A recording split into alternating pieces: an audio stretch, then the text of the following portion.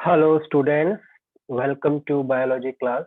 तो आज हम लोग जो क्लास लेने वाले हैं बच्चों, वो अपन लोग ऐसे स्क्रीन पे लेंगे। ठीक है, मैं सर दिवाकर शर्मा एंड अभी जो हम लोग टॉपिक पढ़ने वाले हैं बच्चों, ये हमारे चैप्टर का यहाँ पे लास्ट टॉपिक है।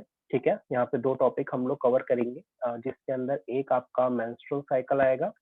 ठीक है, और एक आपका आएगा सेक्सुअली ट्रांसमिटेड डिजीजेस और उससे रिलेटेड टॉपिक। ठीक है, तो जैसा कि मैंने आपको पिछले उसमें बताया था क्लास के अंदर, लेक्चर में, कि मेंस्ट्रुअल साइकिल एक बहुत इंपॉर्टेंट टॉपिक है जो कि अभी हम लोगों का बचा हुआ है। बच्चों, मेंस्ट्रुअल साइकिल जो होती है ये बेसिकली 28 डे की एक साइकिल है जो कि ह्यूमन फीमेल्स के अंदर चलती है। ठीक है, अगर आप लोगों को याद हो तो जब मैंने आपको रिप्रोडक्शन पढ़ाया था, और रिप्रोडक्शन के अंदर मैंने आपको बताया था कि जो फीमेल रिप्रोडक्टिव सिस्टम है इसको हम दो पार्ट के अंदर पढ़ते हैं। एक जब फर्टिलाइजेशन होता है, यानी कि जिस वक्त प्रेगनेंसी क्रिएट होती है, और एक जब फर्टिलाइजेशन नहीं होता। तो जो नॉर्मली जब फर्टिलाइजेशन नहीं होता है बच्चों, तो उस कंडीशन के अंदर ह्यूमन फीमेल में क्या क्या चेंजेस होते हैं, उनके कौन कौन सी साइकिल चलती है, बेसिकली वही मेंस्ट्रुअल साइकिल होती है। ठीक है, तो मेंस्ट्रुअल साइकिल को हम लोग पढ़ने वाले हैं। मेंस्ट्रुअल साइकिल जो होती है बच्चों, मेंस्ट्रुअल साइकिल एक 28 डे की साइक्लिक चेंज है जो कि ओवरी के अंदर चलता है। ठीक है, ये हमेशा अल्टरनेट ओवरी के अंदर चलता है। मतलब कि ऐसा होता है कि एक ओवरी में हुआ, फिर दूसरी ओवरी में हुआ, तो पहली वाली ओवरी रेस्ट पे चली जाती है। ठीक है, और जरूरी नहीं बिल्कुल फिक्स कि 28 डे का ही हो, ये 29 का भी हो सकता है। मतलब एक या दो दिन ऊपर नीचे हो सकता है, इसमें कोई प्रॉब्लम वाली बात नहीं। ठीक है, तो देखें आप लोगों के सामने ये मेंस्ट्रुअल साइकिल की एक पूर्ण कंप्लीट एक पाई चार्ट बना हुआ है। अगर आप इसको यहाँ से देखें तो ये डे 1 से स्टार्ट हो रहा है और डे 28 तक जा रहा है ना। तो यहाँ पे देखिए टोटल मिलाकर के 4 फेसेस हैं। जो फर्स्ट फेस है यहाँ पे मेंस्ट्रुअल फेस है, फिर सेकंड जो है वो पोस्ट मेंस्ट्रुअल फेस है, थर्ड जो है वो प्लोरिफलेटिव फेस है, और जो फोर्थ फेस है वो सेक्रेटरी फेस है। ठीक है, कई सारी बुक में बच्चों यही जो फेसेस हैं इनको अलग तरीके से भी बना रखा है। मतलब कि आपको डिफरेंट तरीके से इसको दिया हुआ है। डिफरेंट तरीके से किस तरीके से दिया हुआ है, अगर मैं आपको दिखाऊं तो, कि जैसे सपोज कीजिए कि ये हमारे पास एक कंप्लीट मेंस्ट्रुअल साइकिल का पाई चार्ट हो गया। ठीक है, इसे हम लोग डे 1 से स्टार्ट कर रहे हैं। ओके, तो वहां पर क्या रहता है बच्चों कि डे 1 से लेकर के ये अप्रोक्सीमेट डे 13 तक। ठीक है, ये डे 13 हो गया। यहाँ पर ये वाली जो फेस होती है, ये इतनी जो फेस होती है बच्चों, इस फेस को कहा जाता है फॉलिकुलर फेस। तो ये आपकी पहले बन जाती है फॉलिकुलर फेस। ठीक है, फिर स्पेसिफिकली 14th डे पर पे, अगर आप लोगों को याद हो तो रिप्रोडक्शन के अंदर भी मैंने आपको बताया था कि 14th डे पर ओव्यूलेशन होता है ना। 14th डे पर क्या होता है, ओव्यूलेशन होता है। तो इसे ओव्यूलेटरी फेस कहा जाता है, ओव्यूलेटरी फेस।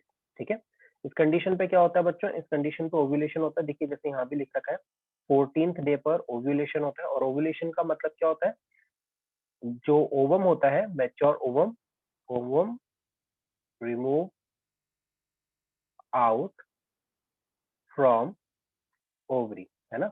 ओवरी से जो ओवम होता है वो निकल करके बाहर आ जाता है, इसको अपन ओव्यूलेशन कहते हैं, राइट। उसके बाद जो फेज स्टार्ट होती है बच्चों, वो अप्रोक्सीमेट आपके 14 कंप्लीट डे तक चलती है। मतलब ये 28 डे तक चलेगी। और इस फेज को अपन लोग बोलते हैं वहां पे ल्यूटियल फेज। ठीक है, तो इसको अपन बोलते हैं ल्यूटियल फेज। ठीक है, और फिर एक फेज जो अपनी आती है वो इस जगह पर आती है, और इस कंडीशन को अपन लोग बोलते हैं मेंसस। इसको अपन लोग बोलते हैं मेंसस। ठीक है, वही चीज देखें यहाँ पे बता रखी है। बेसिकली बच्चों क्या होता है कि मेंसस कंडीशन वो होती है जहां पर इमेच्योर ओवम और यूट्राइन की वॉल के थोड़े से पार्ट्स और जो ब्लड होता है वो फीमेल बॉडी में वेजाइना के रास्ते से बाहर आ जाता है।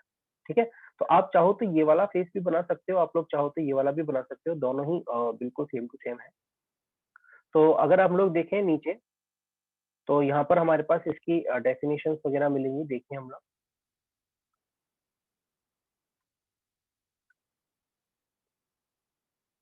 तो ये देखिए, डेफिनेशन अगर हम लोग देखें तो menstrual cycle involves the series of cyclic changes occurring in the ovaries and female reproductive tract during the reproductive period of female. ठीक है, तो रिप्रोडक्टिव पीरियड ऑफ फीमेल यानी कि जब उनका रिप्रोडक्टिव पीरियड स्टार्ट होता है फीमेल के अंदर, यानी कि जिसको हम लोग प्यूबर्टी वाला टाइम बोलते हैं ना, अगर आप लोगों को याद हो तो प्यूबर्टी वाला टाइम होता है, यानी कि जब 11 टू 13 ईयर्स के बीच में वो होती हैं, तो उनके अंदर मेंस्ट्रुअल साइकिल बच्चों सबसे पहले स्टार्ट हो जाती है। और जब मेंस्ट्रुअल साइकिल स्टार्ट होती है तो उसे हम लोग मेंसेस का नाम देते हैं। ठीक है, तो प्यूबर्टी के टाइम पे क्या होता है, प्यूबर्टी के टाइम पे मेंस्ट्रुअल साइकिल स्टार्ट होती है और उसे हम लोग नाम देते हैं मेंसेस, सॉरी मेंसेस नहीं, मिनार्क, उसको हम लोग नाम देते हैं मिनार्क। ठीक है, मेंसेस क्यों बोलते हैं बच्चों, क्योंकि जो सबसे पहली वाली साइकिल होती है उसका पता हमें तभी चलता है जब क्या होता है, हमारे पास ब्लड लॉस होता है ना, यानी कि जो फीमेल होती है जब उनकी बॉडी से ब्लड लॉस होता है तो मेंसेस क्या होता है, मेंसेस मेंसेस में क्या होता है, ब्लड। ठीक है, और इसी के साथ साथ ओवम, है ना, और ये सारी की सारी चीजें क्या होती हैं, ये बॉडी के रास्ते से बाहर आ जाती हैं, ये सब क्या हो जाती हैं, they remove out from body, right. तो इसी से हमको पता चलता है कि अच्छा मेंस्ट्रुअल साइकिल स्टार्ट हो गई है ना, तो कई सारी बुक में इसको ऐसे लिखा हुआ रहता है, बट बेसिकली जो स्टार्टिंग ऑफ मेंस्ट्रुअल साइकिल होती है बच्चों उसको मिनार्क कहा जाता है। ठीक है, देखिए आगे किस तरीके से रहता है ये।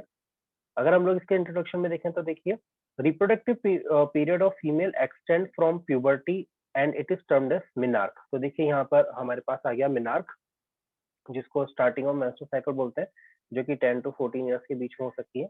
एंड मीनोपॉज, मीनोपॉज बच्चों वो कंडीशन होती है जिसे स्टॉपिंग ऑफ मेंस्ट्रुअल साइकिल भी आप लोग बोल सकते हो। ठीक है, तो this is also known as stopping of menstrual cycle, stop of menstrual cycle.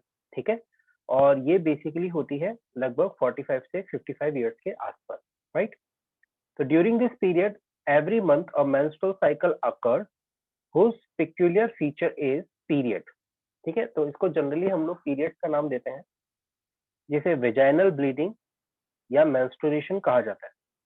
ठीक है, तो वेजाइनल ब्लीडिंग होती है, वेजाइना के रास्ते से ब्लड और काफी सारी चीजें लॉस होती हैं, और ये जो होता है लगभग 4 डे के आसपास चलता है, 4 दिन तक ये चीज चलती है, और उसके अंदर कई सारे मूड स्विंग्स आते हैं, क्योंकि एलएच और एफएसएच जो हॉर्मोन्स हैं उनके काफी ज्यादा सर्ज इंक्रीज उस टाइम के अंदर फीमेल के अंदर होता है।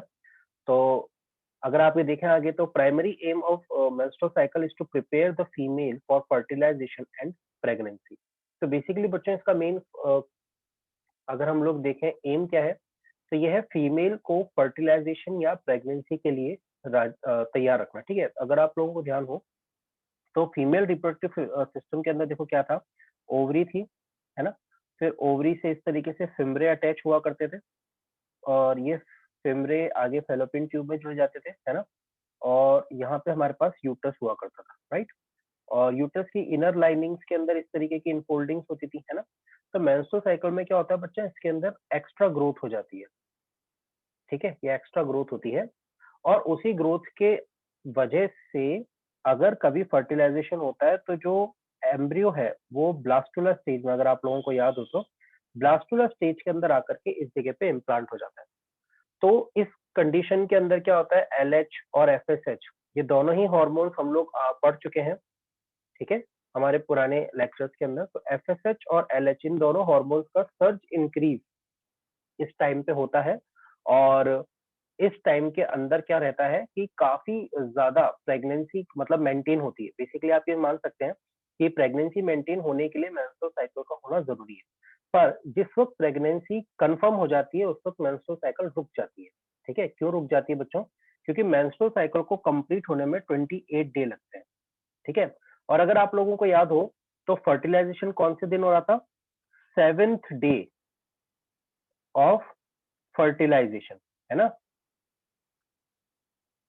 वो कब हो रहा था, 7th डे ऑफ फर्टिलाइजेशन। तो 7th डे ऑफ फर्टिलाइजेशन का मतलब क्या था कि देखिए जैसे 14th डे पर तो ओव्यूलेशन होगा, तो 14th डे पे ओवम बाहर आ गया, है ना। 2 से 3 दिन या अप्रोक्सीमेट इसी टाइम के अंदर ये इस जगह पर होगा जिसे स्टमक और एम्पुला का जंक्शन कहते हैं। तो हम लोग मान लेते हैं 17th डे के आसपास, 17 से 18th डे के आसपास यहाँ पर फर्टिलाइजेशन होगा। इसी वक्त यहाँ से स्पर्म आएगा, क्योंकि स्टमक और एम्पुला के जंक्शन के अलावा तो फर्टिलाइजेशन हो नहीं सकता, राइट।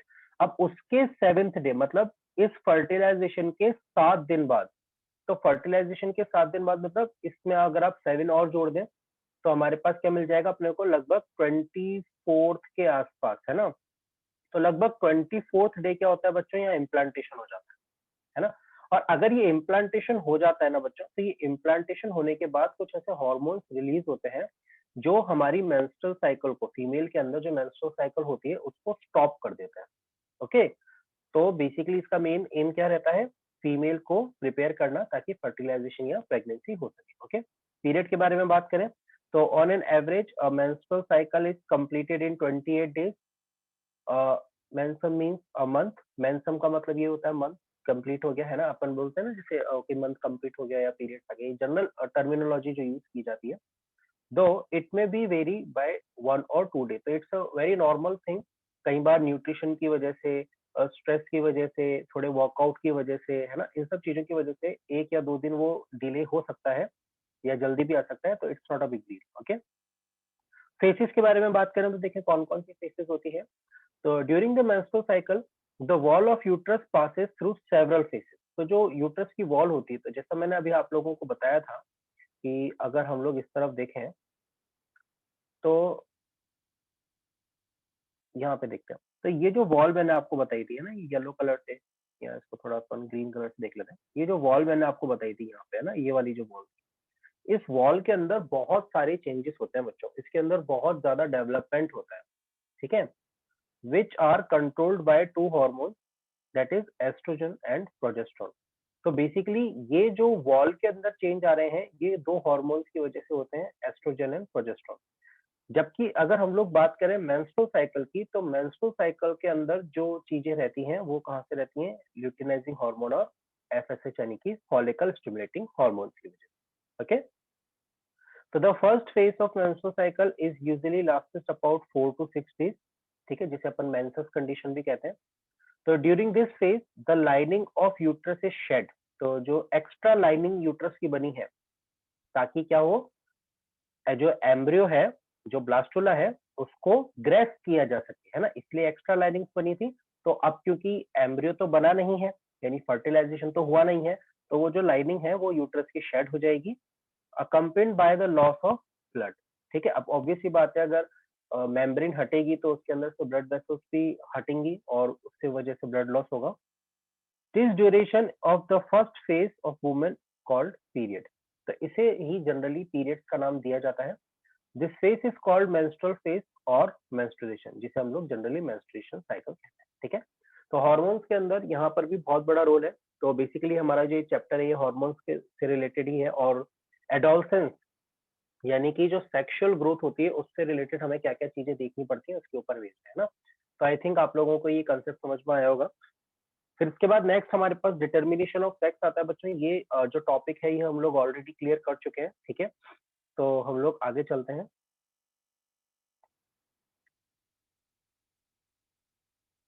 नेक्स्ट हमारे पास आता है सेक्सुअली ट्रांसमिटेड डिजीज, ठीक है। सेक्सुअली ट्रांसमिटेड डिजीज यानी कि इनका मतलब एसटीडी भी होता है, ठीक है। एसटीडी फोन बूथ होते थे ना पहले, बिल्कुल उसी तरीके से इनको शॉर्ट फॉर्म में एसटीडीज कहा जाता है, सेक्सुअली ट्रांसमिटेड डिजीज। देखिए बच्चे, सेक्सुअली ट्रांसमिटेड डिजीज क्या होती है बच्चों, देखिए, जो sexually transmitted disease transmit through the sexual contact with an infected person, जैसे for example gonorrhoea, syphilis, AIDS etcetera, है ना।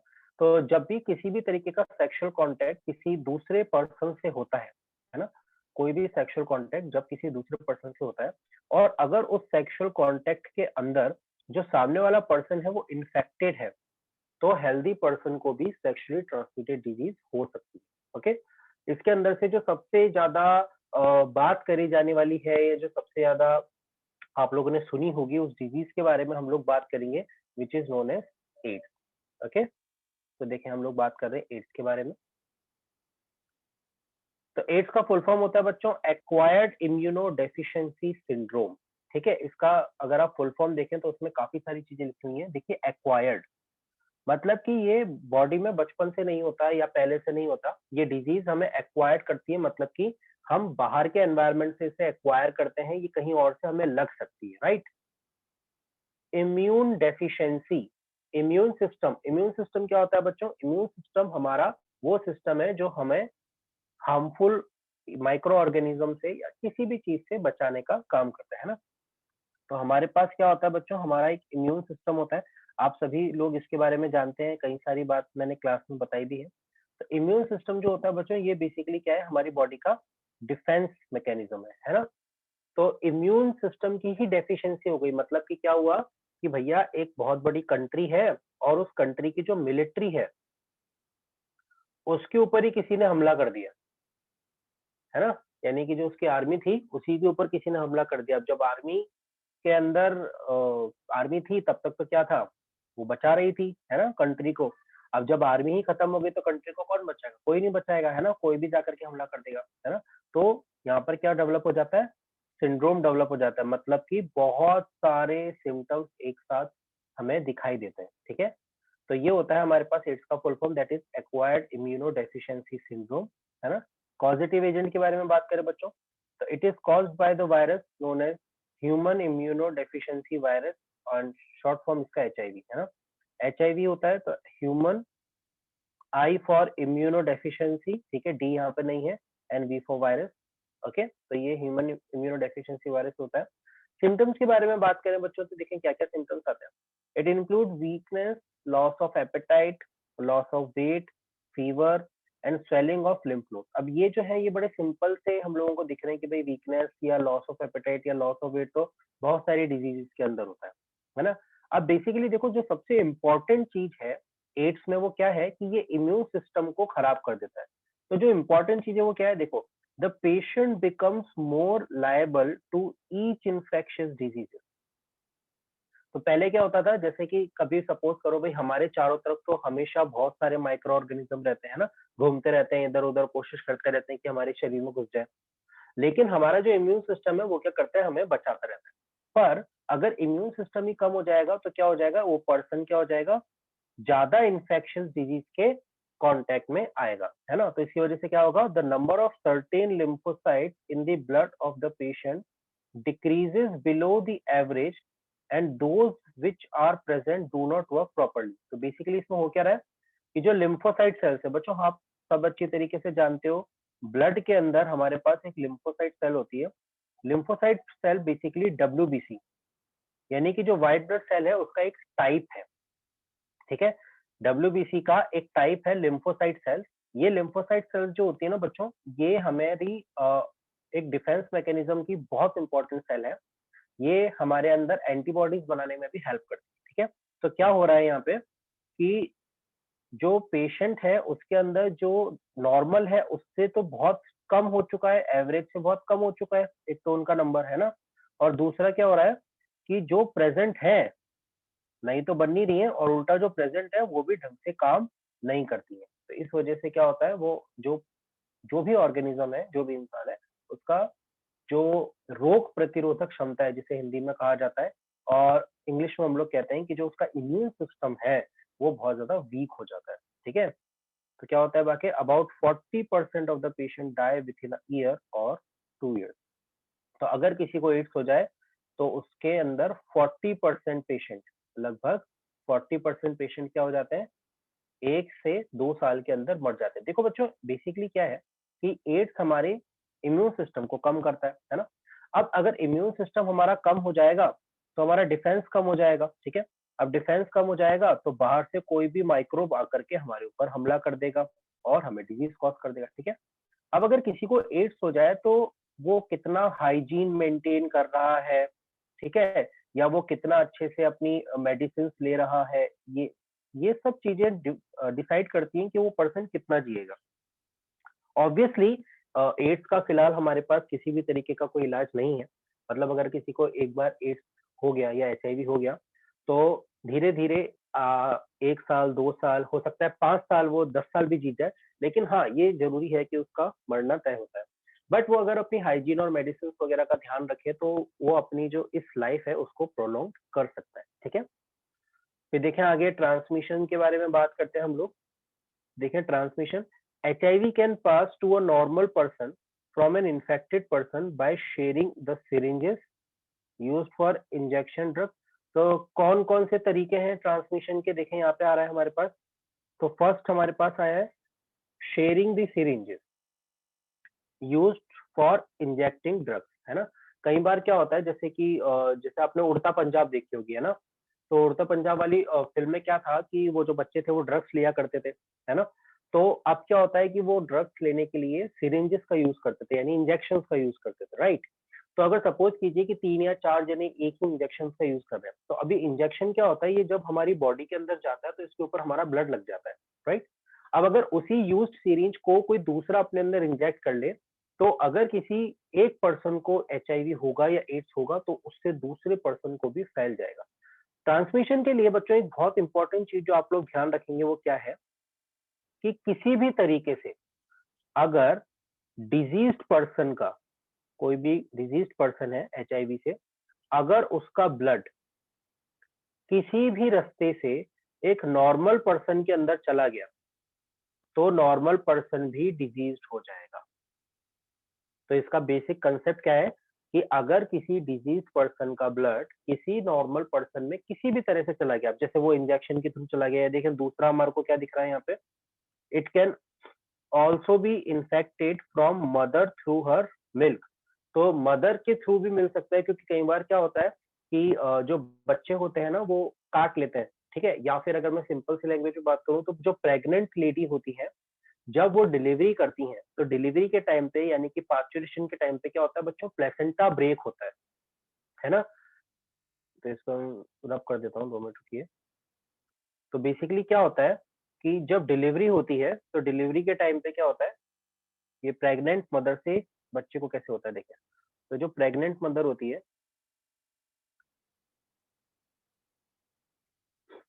जब उनकी डिलीवरी होती है, यानी कि जब बेबी का बर्थ होता है, तो उस वक्त क्या होता है बच्चों, जो प्लेसेंटा होता है, प्लेसेंटा ही मेन बैरियर होता है बेबी और मदर के बीच में, प्लेसेंटा ब्रेक हो जाता है। और जब प्लेसेंटा ब्रेक होता है, तो जो मदर का ब्लड है, ये मदर का जो ब्लड है, वो मिक्स हो जाता है किसके ब्लड से, बेबी के ब्लड से, बेबी के ब्लड से मिक्स हो जाता है। तो इस कंडीशन के अंदर भी ये जो HIV वायरस है, ये उधर जा सकता है, ट्रांसमिट हो सकता है, ठीक है?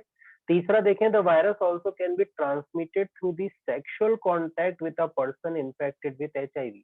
और मैं आपको बता दूं कि अकॉर्डिंग टू गवर्नमेंट डेटा, ये जो थर्ड पॉइंट है, the virus can also be transmitted through sexual contact, और यहाँ पर हम लोग ये बोलेंगे अनप्रोटेक्टेड, ठीक है? Unprotected sexual contact with the person infected with HIV। तो बच्चों बेसिकली क्या होता है कि जब किसी भी तरीके की सेक्सुअल कॉन्टैक्ट होती है, यानी कि जब किसी भी तरीके का कोई सेक्सुअल एक्टिविटी होती है, तो उस कंडीशन के अंदर क्या होता है बच्चों, सीरम्स जो हमारी बॉडी के होते हैं, यानी हमारी बॉडी के कुछ लिक्विड्स होते हैं जो आपस में एक्सचेंज होते हैं, और कई बार इसमें ब्लड भी होता है, ठीक है? तो उस कंडीशन के अंदर भी एक पर्सन को HIV हो सकता है। तो अगर हम गवर्नमेंट के डेटा की माने, तो ये जो थर्ड पॉइंट है, ये मैक्सिमम रीजन है हमारे देश में HIV के होने का। क्योंकि क्या होता है बच्चों की, जैसे कि आप सब लोग जानते हैं, आप टीनेज कंडीशन के अंदर है, तो अब इसके अंदर हमारी बॉडी में कई सारी चेंजेस होते हैं, और उन चेंजेस के होने की वजह से हमारी बॉडी के अंदर कुछ ऐसे हॉर्मोन्स रिलीज होते हैं जो हमें अपोजिट सेक्स या दूसरे पर्सन के लिए अट्रैक्टेड फील करवाते हैं, ठीक है? हमारी बॉडी में जो हमारे सेक्सुअल ऑर्गन्स हैं वो थोड़े एक्टिवेट हो जाते हैं, है ना? तो उस कंडीशन के अंदर क्या होता है कि हमें समझ में नहीं आता, और जो फिजिकल प्लेजर होती है उसकी वजह से कई बार हम कुछ ऐसी गलत हरकतें करते हैं या कुछ ऐसा गलत कदम उठा लेते हैं, जिससे कि हम इस तरीके की डिजीज के शिकार हो सकते हैं, ठीक है? तो इसके प्रिवेंशन में देखें हम लोग, अगर बात करें इसके प्रिवेंशन में, तो प्रिवेंशन में क्या क्या तरीके हमारे पास आ सकते हैं। तो देखिए प्रिवेंशन में हमारे पास क्या है,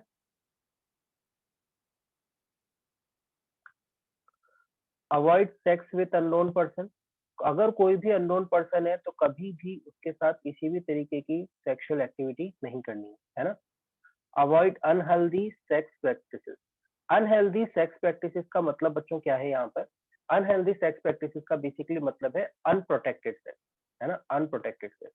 ठीक है, जैसे कि क्या होता है कि आप लोगों ने एक चीज के बारे में सुना होगा जिसे बोलते हैं कॉन्डोम। बच्चों कॉन्डोम जो होता है ये एक बैरियर का काम करता है दो बॉडीज के बीच में। तो अगर किसी भी तरीके की सेक्सुअल एक्टिविटी के अंदर एक प्रॉपर कॉन्डोम का यूज किया जा रहा है तो उस जगह पर किसी भी सेक्सुअली ट्रांसमिटेड डिजीज के एक जगह से दूसरी जगह पे जाने के चांसेस कम होते हैं। ठीक है, इसके अलावा अनहेल्दी में ये भी आता है कि अगर आप मल्टीपल पार्टनर्स के साथ अगर सेक्सुअल एक्टिविटीज कर रहे हैं तो भाई जैसे एक के साथ नहीं दूसरे के साथ नहीं वो तीसरे के अंदर तो हो सकता है ना, तो ये भी एक बहुत गलत चीज है और अनहेल्दी सेक्स प्रैक्टिस में आता है। ठीक है, always use disposable syringe for blood transfusion, तो अगर कोई जैसे हॉस्पिटल है उसके अंदर भी आजकल तो आपने देखा होगा जैसे अब कभी आप ब्लड डोनेट करने के लिए जाते हैं या फिर अगर आप किसी टेस्ट के लिए जाते हैं, है ना, तो वो सिरिंज जो होती है वो बिल्कुल डिस्पोजेबल होती है, मतलब वो हमेशा नई सिरिंज निकालते हैं, है ना, वो लेकर आते हैं एक डब्बे में से और बिल्कुल हमारे सामने ही उसको फाड़ते हैं और उसके अंदर सिरिंज को यूज करते हैं और हाथों हाथ फिर उस सिरिंज को क्या कर दिया जाता है, डस्टबिन में डाल दिया जाता है ना, वो डिस्पोजेबल सिरिंज होती है। तो कभी भी किसी तरीके का ब्लड ट्रांसफ्यूजन होना हो, टेस्ट होना हो हॉस्पिटल में या किसी भी डिस्पेंसरी में, तो हमेशा एक नई सिरिंज का यूज करना चाहिए ब्लड ट्रांसफ्यूजन के लिए या किसी भी टेस्ट के लिए, कभी भी किसी की यूज्ड सिरिंज का हमें यूज नहीं करना चाहिए, राइट। और हमारे पास क्या है देखिए, always use tested blood for transfusion. अब देखो ये भी एक चीज होती है कि भाई जैसे अगर मान लो किसी एक ऐसे पर्सन ने ब्लड डोनेट कर दिया जिसको एचआईवी है ना, और जो हॉस्पिटल है उसमें भी किसी ने चेक नहीं किया और जो उस पर्सन है उसने भी ध्यान नहीं दिया, है ना, अपनी हेल्थ के ऊपर, तो अब क्या होगा कि जो एड्स वाला ब्लड है, ये ब्लड अगर मान लो कभी किसी एक्सीडेंट वगैरह की वजह से या किसी भी पर्सन को ट्रांसमिट किया जाता है ना, तो ब्लड को अगर ट्रांसमिट किया जाता है तो उसे टेस्ट करना जरूरी है। अगर उसे टेस्ट नहीं करेंगे तो वो एड्स वाला जो ब्लड है वो हेल्दी पर्सन को चला जाएगा। और जैसे कि मैंने बताया, जो सबसे इम्पोर्टेंट चीज है वो यही है कि अगर किसी भी तरीके से एक डिजीज्ड पर्सन का ब्लड एक नॉर्मल पर्सन के अंदर मिल गया तो उसे सेक्सुअली ट्रांसमिटेड डिजीज या एचआईवी हो जाएगा, है ना। तो ट्रांसमिशन में आपको ये कंसेप्ट बहुत अच्छे से याद रखना है। आप ऐसे भी बोल सकते हो कि जैसे हम लोग किसी बार्बर शॉप पे गए, है ना, बार्बर शॉप पे गए और बार्बर ने क्या किया, उसने पहले किसी की शेव करी थी, ठीक है, और शेव करने के बाद क्या करा, उसने जो ब्लेड है उससे उस पर्सन को कट लग गया और कट लग गया तो उस ब्लड के ऊपर क्या आ जाएगा, ब्लड आ जाएगा, है ना। अब उसने क्या करा, उसी ब्लेड से गलती से किसी दूसरे पर्सन की शेव कर दी और अगर इस पर्सन को हुआ एचआईवी, है ना, इस वाले पर्सन को हुआ तो वो इस वाले पर्सन को भी आ जाएगा। तो ऐसे कई सारे तरीके होते हैं बच्चों जिससे एक किसी भी तरीके से एक जो ब्लड होता है वो किसी दूसरे पर्सन तक जा सकता है। जैसे फॉर एग्जांपल कोई ऐसा पर्सन जिसका एक्सीडेंट हो गया है ना और उसका इलाज हॉस्पिटल में आया है ना, और जो डॉक्टर है जब वो उसका इलाज कर रहे हैं या सपोज उसके स्टिचिंग कर रहे हैं या जो जो वुंड है उसकी हीलिंग कर रहे हैं, ब्लड को रोकने की कोशिश कर रहे हैं, तो वो जो ब्लड लॉस हो रहा है अगर सपोज कीजिए वहां पे किसी पर्सन का वुंड ओपन है ना, जैसे हमारे कट लग गया है सपोज, है ना, या फिर हमारे कोई ब्लिस्टर हो गया तो वो ओपन वुंड कहलाता है, तो उसके अंदर से भी ब्लड ट्रांसफ्यूजन हो सकता है। तो there are plenty of ways, ऐसा जरूरी नहीं है कि सिर्फ सेक्सुअल प्रैक्टिसेस से ही एड्स एक जगह से दूसरी जगह फैलता है। पहले ऐसा समझा जाता था और इसलिए क्योंकि एड्स जो है पहले यही माना जाता था कि जो भाई सेक्स होता है, सेक्सुअल एक्टिविटीज होती है अनप्रोटेक्टेड, उसी की वजह से होता है। तो अगर किसी को एड्स हो भी जाता था ना तो उसको सोसाइटी से काफी बॉयकट किया जाता था। पर आजकल हमारे पास ऐसी चीजें हैं जिससे हमको पता चलता है कि नहीं भाई जो एड्स है उसके कई सारे रीजन हो सकते हैं फैलने के। तो अगर किसी को इस तरह की कोई प्रॉब्लम है तो उसको खुलकर बताना चाहिए ताकि जो उसके आसपास वाले लोग हैं वो भी सुरक्षित रह सके। ओके, तो अगर इसका कंट्रोल के बारे में बात करें तो भैया कंट्रोल करने का सिर्फ एक ही तरीका है, ट्रीटमेंट विथ इंटरफेरॉन। ठीक है, इंटरफेरॉन बेसिकली बच्चों एक केमिकल होता है जो हमारी डब्ल्यूबीसी सिक्रीट करती हैं। ये हमारी सेलुलर इम्यूनिटी के अंदर आता है और ये इंटरफेरॉन जो होते हैं ये बेसिकली क्या करते हैं, ये वायरस को दूसरे सेल में एंट्री मारने से रोकते हैं। ठीक है, ये क्या करते हैं, जैसे मान लो ये एक सेल है, इस सेल के अंदर क्या हो गया, इस सेल के अंदर वायरस की एंट्री हो गई, ठीक है। तो अब ये जो सेल है ये क्या करेगा, ये जो इसके आसपास वाले सेल है, ये रहे इसके आसपास वाले सेल, ये क्या करेगा, ये उनके ऊपर इंटरफेरॉन सिक्रीट कर देगा। ठीक है, ये उनके ऊपर इंटरफेरॉन सिक्रीट कर देगा। तो इंटरफेरॉन से क्या हो जाएगा, इन सेल्स के ऊपर एक प्रोटेक्टिव लेयर आ जाएगी, और जो वायरस है वो इस सेल को तो खत्म कर देगा, इस सेल को तो पूरा डिस्ट्रॉय कर देगा। ठीक है, ये सेल तो पूरी डिस्ट्रॉय हो जाएगी, लेकिन फिर उसके बाद ये वायरस इनमें से किसी भी सेल के अंदर नहीं घुस पाएगा। तो ये इंटरफेरॉन एक बहुत अच्छा केमिकल माना जाता है। ठीक है, अब देखें रिप्रोडक्टिव हेल्थ। रिप्रोडक्टिव हेल्थ एक बहुत इंपॉर्टेंट टॉपिक है बच्चों, देखें इसमें क्या क्या चीजें हमें पढ़नी है।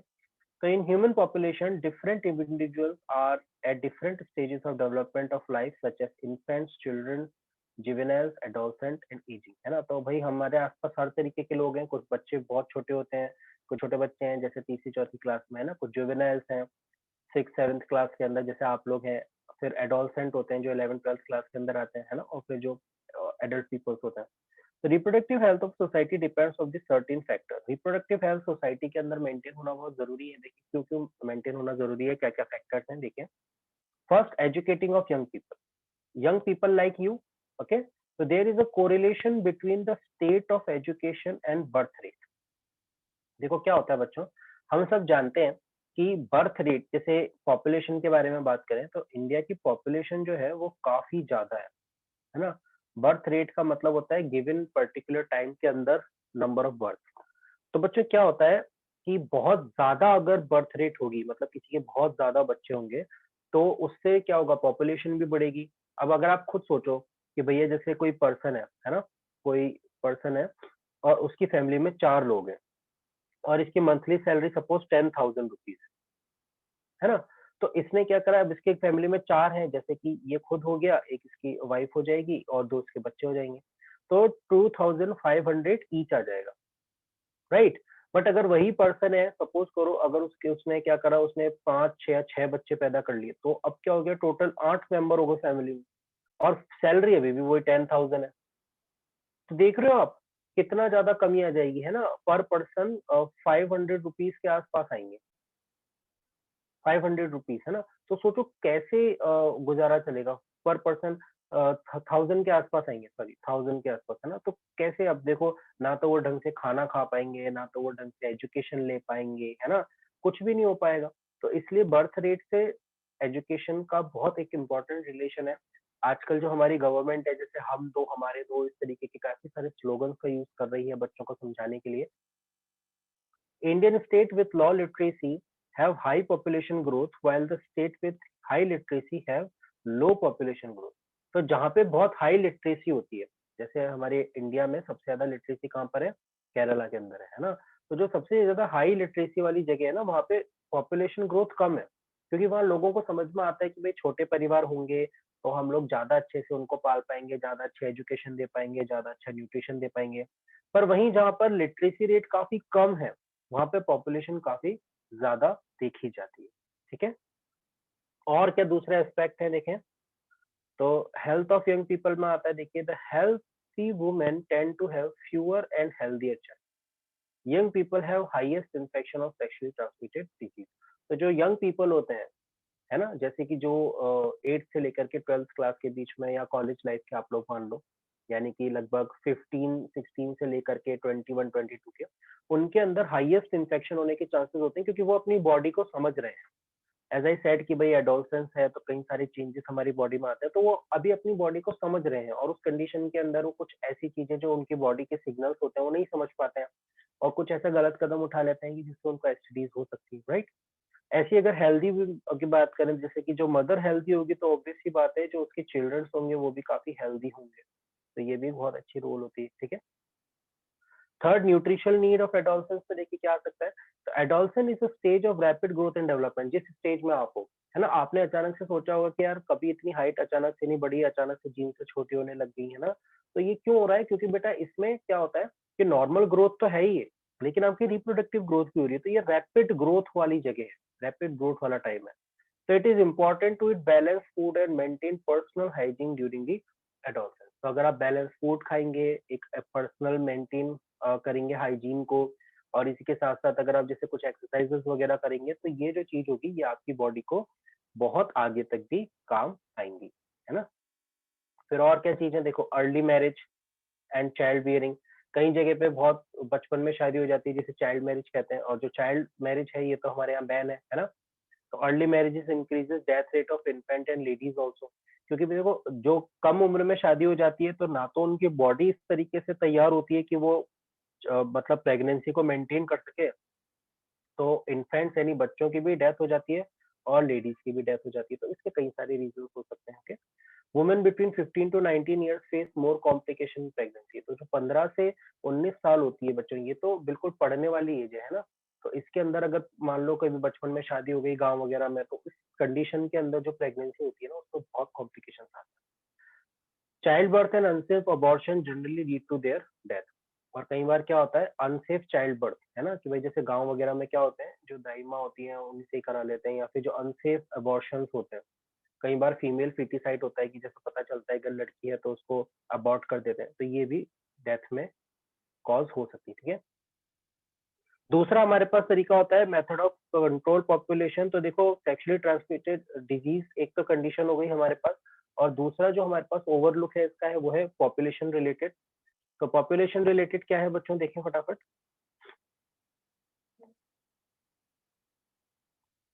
तो इसके अंदर क्या है देखें, एजुकेशन, यंग पीपल ऑल्सो भी एजुकेटेड। तो यंग पीपल को एजुकेशन होनी चाहिए कि हमें क्या करना चाहिए क्या नहीं करना चाहिए। ठीक है। Age of marriage 18 years females की एंड 21 ईयर्स मेल की। तो ये बिल्कुल इंडिया ने फिक्स कर रखी है ना, हमारी गवर्नमेंट ने।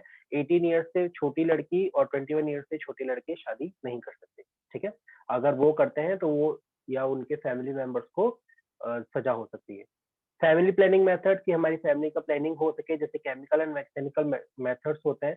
कुछ ऐसे मेथड्स होते हैं बच्चों जिसको हम लोग सेक्सुअली ट्रांसमिटेड डिजीज को तो नहीं, पर चाइल्ड बर्थ को जरूर रोक सकते हैं। जैसे कि कुछ कॉन्ट्रासेप्टिव मेथड्स होते हैं, फॉर एग्जांपल आईयूसीडीज।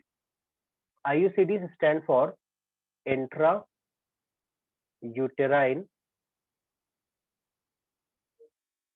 Contraceptive devices. ठीक है। तो इसमें जैसे कॉपर टी का नाम अगर आप लोगों ने किसी से सुना हो तो कॉपर टी भी एक इस तरीके का डिवाइस है। ठीक है। बर्थ कंट्रोल पिल्स होती हैं, कई सारी पिल्स जो होती हैं, बर्थ कंट्रोल पिल्स होती हैं हमारे पास। ठीक है। Should be made available to every level, mainly awareness about these method should be spread.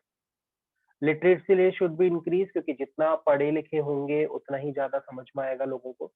Social organization should be involve in this field, क्योंकि हमारी सोसाइटी जो होती है वो सेक्स से रिलेटेड जितनी भी बातें होती हैं उनको टैबू मानती हैं, उनको करना पसंद नहीं करती। तो ये सोशल ऑर्गेनाइजेशन होनी चाहिए। More job facilities should be provided to women, women's के पास ज्यादा जॉब फैसिलिटीज होनी चाहिए। Community health program should be implanted properly, है ना। तो कम्युनिटी हेल्थ प्रोग्राम भी हमारे पास सेम टू सेम टाइम पे रहने चाहिए। क्या क्या प्रॉब्लम्स एडोलसेंस कंडीशन के अंदर फेस हो सकती हैं, देखो उससे रिलेटेड बात करें तो mental and physical changes that occurs during the adolescence can cause mood swing. तो देखो बच्चों, इस कंडीशन के अंदर जिस एज में आप हो, फिजिकल और मेंटल चेंजेस होते हैं तो उस वजह से मूड स्विंग्स वगैरह हो सकते हैं, but this is very normal, हमें इनके ऊपर बहुत ज्यादा ध्यान देने की जरूरत नहीं है। The adolescent is unsure of himself herself but wants to be independent. इस एज में क्या होता है कि हम है ना बहुत गुस्सा करने लग जाते हैं मम्मी पापा पे कि यार हमको नहीं पीना दूध, या फिर आप हमेशा मेरे को कंट्रोल क्यों करते रहते हो, क्यों पढ़ने और लिखने की बोलते रहते हो ना। तो इंडिपेंडेंसी हम लोगों को चाहिए होती है, बट फिलहाल हम लोगों को ये समझना चाहिए कि हमारे पेरेंट्स ही हमारे सबसे अच्छे दोस्त हैं और वो सबसे अच्छा हमें हमारे लिए चाहते हैं। तो अगर वो कुछ कह रहे हैं तो हमें उनकी बात सुननी चाहिए और उसे पूरी तरीके से मानना चाहिए। यही चीजें होती हैं जो बेसिकली आप लोगों को बताती हैं कि हमें क्या करना चाहिए क्या नहीं करना चाहिए, है ना। If at this stage the adolescent does not have adequate parental and home support, there are greater chances of drug abuse and alcohol abuse. तो इस उम्र में अगर ड्रग अब्यूज या अल्कोहल अब्यूज की आदत लग जाए तो बच्चों को छूटती नहीं है आसानी से। ये बहुत इंपॉर्टेंट चीज है, हमें इन सब चीजों से दूर रहना है। ठीक है। नेक्स्ट क्या है, medical problem such as eating disorders depression can also affect the adolescent and cause emotional stability.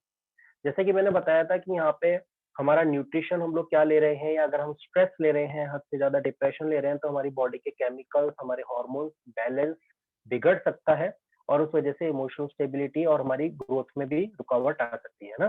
So this instability among the adolescent can lead to their path of crime. तो कई बार crime का path भी आ सकता है. And during this stage, the maturity in body makes you young boys and girls interested in the opposite sex. So this is very normal. Some explore their newfound sexuality by indulging the sexual activities. Such activities may someone lead teenage pregnancy and this is the major cause of concern today. तो हमें ये समझ में आना चाहिए कि जैसे जो भी सेक्सुअल एक्टिविटीज है उसकी एक पर्टिकुलर एज होती है. अगर हमें कुछ इस तरीके की चीजें फील भी हो रही हैं तो we have to control on our urges, right.